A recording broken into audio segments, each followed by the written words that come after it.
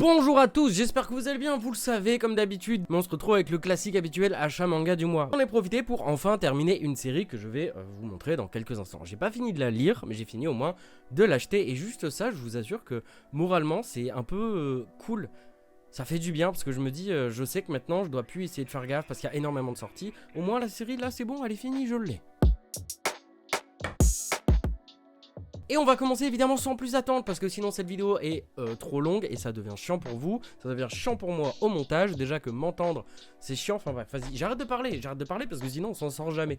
On va commencer avec le tome 7 de Kowloon, à savoir que l'animé est sorti d'ailleurs, je crois, début juillet, donc pour la nouvelle saison, la saison d'été. J'ai regardé juste le premier épisode parce que j'avais adoré déjà le manga et en regardant ce premier épisode, je me suis rappelé à quel point en fait Kowloon c'était vraiment chouette comme série et donc je me suis dit qu'il était temps de continuer ma lecture de Kowloon en achetant les tomes. Je suis pas, vous le savez sûrement, je suis pas très animé. Je préfère vraiment lire un manga plutôt que regarder un animé, comme ça je sais que je peux le faire un peu quand je veux, mettre la musique aussi que je veux, avoir l'ambiance que je veux, et je peux imaginer aussi les voix que j'ai envie d'avoir, parce qu'il y a certains personnages dans chaque manga où moi je lui attribue une voix d'un comédien qu'on connaît, et pour moi du coup c'est ça. Et donc quand certaines VF sortent, même si la VF est très qualitative, je suis quand même un chouïa déçu puisque je m'attendais à une voix que j'avais moi-même imaginée. Mais dans tous les cas, si vous lisez ou regardez Kowloon, vous ne serez pas déçu parce que c'est vraiment génial.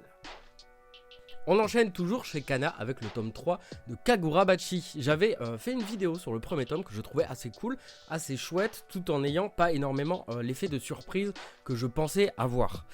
J'ai pas encore pu prendre le temps de lire le tome 2, donc forcément pas encore le tome 3. J'achète quand même toujours les petites couvertures métallisées parce que je me dis si jamais je kiffe la série, bah c'est tant mieux parce qu'au moins je profite un peu de ça. Je sais que certaines personnes qui continuent de lire pour l'instant ils ont pas encore un gros effet de surprise, mais apparemment c'est pas décevant. Donc j'ai quand même hâte de me replonger dans Kagurabachi pour vraiment me faire mon propre avis dessus. On poursuit toujours chez Kana, et évidemment je ne pouvais pas passer à côté du tome 5 de Silence. Silence est un manga français, on peut savoir, pour ceux qui ne le savent pas, qui est vraiment très chouette. J'en avais fait d'ailleurs une vidéo où au final il y a eu pas mal de petits retours, j'étais assez content, assez satisfait. Donc si jamais la série vous intéresse ou vous intrigue ou que vous avez tout simplement envie de vraiment savoir de quoi ça parle en profondeur, n'hésitez pas à aller voir ma vidéo. Mais je trouve vraiment le manga très chouette, l'évolution du dessin aussi se voit quand même petit à petit, il y a une nette amélioration, et au niveau du scénario c'est toujours très cool. J'ai pas envie de spoiler parce que c'est du manga français, comme ça prend du temps à sortir. Si certains veulent se lancer dans cette découverte, bah, je préfère qu'ils aillent voir la vidéo, comme ça ils ont un peu l'idée, plutôt que là raconter un peu ce qui se passe dans le tome 5, alors que comme il est sorti assez récemment, j'ai pas envie vraiment de vous spoiler, en fait ça gâche. Mais voilà, Silence, gros banger français. Ben oui, vous le savez, vous vous en doutiez, le tome 9 est sorti, évidemment je l'ai acheté. Bon, je l'ai pas encore lu, j'ai pas encore pu prendre le temps de le lire, j'ai encore le tome 8 d'ailleurs je crois en attente, parce que j'ai beaucoup de choses qui se passent, j'essaie d'écrire des vidéos qui me plaisent et qui peuvent vous plaire. Certains ne fonctionnent pas très bien, comme la dernière qui est sortie sur l'arrivée du baseball au Japon, que je vous conseille d'aller voir parce qu'elle est très intéressante. Enfin moi j'ai adoré découvrir beaucoup de choses dessus et la faire tout simplement cette vidéo. Enfin bref, on s'éloigne du sujet. Mais Partners 2.0 c'est vraiment très cool. Donc comme je l'avais dit plusieurs fois, je peux en parler, j'en ai fait une vidéo aussi si jamais vous voulez pas être spoil. Mais grosso modo l'histoire, parce que là je vais pas spoiler, mais grosso modo l'histoire donc c'est deux amis qui sont rencontrés sur un jeu vidéo commun, forcément puisqu'ils jouent ensemble, ils sont dans la même guilde et tout.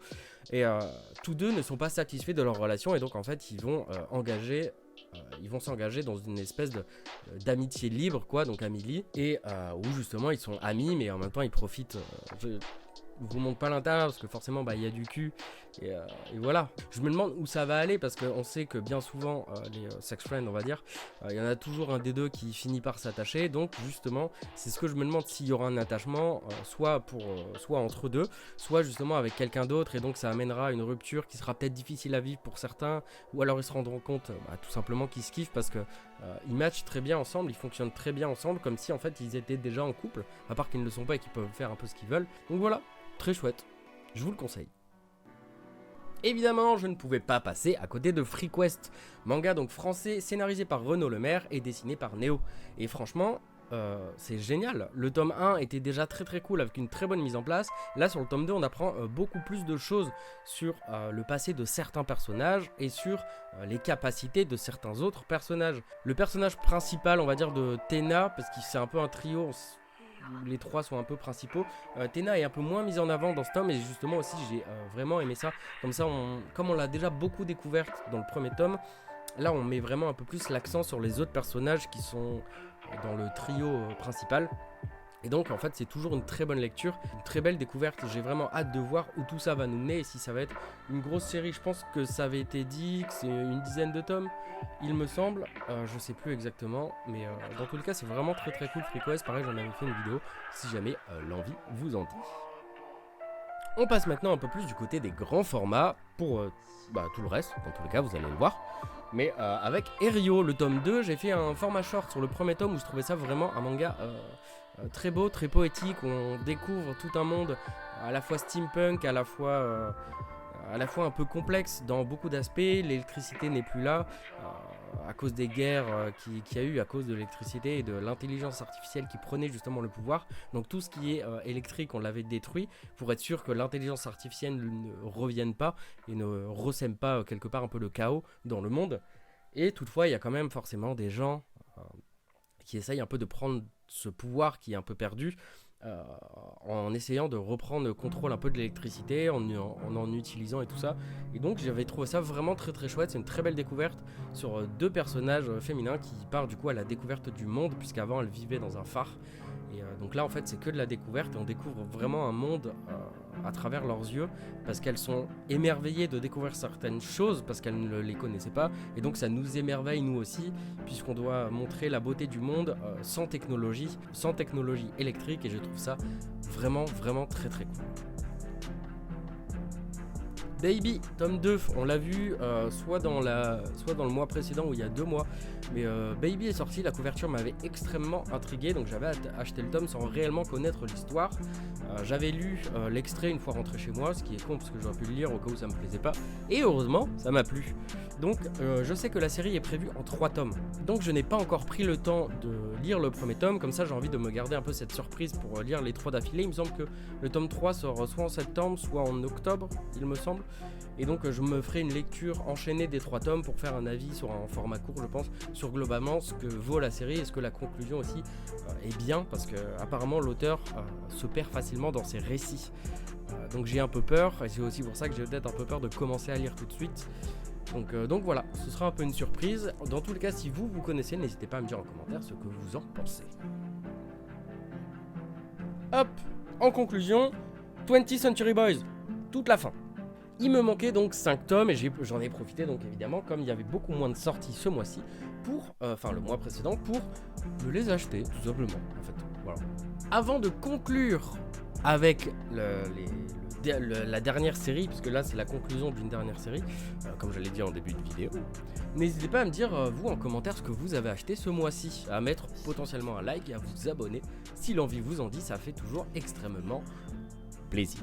Donc voilà, j'en ai profité pour finir d'acheter 20th Century Boys parce que ça faisait vraiment un moment que les tomes traînaient un peu et que j'en achetais par-ci par-là. Donc je mettais du temps. Moi qui ai vu donc les 3 films live qui sont aussi dispo en VF si jamais ça vous intéresse, ça m'a vraiment donné envie de lire le manga.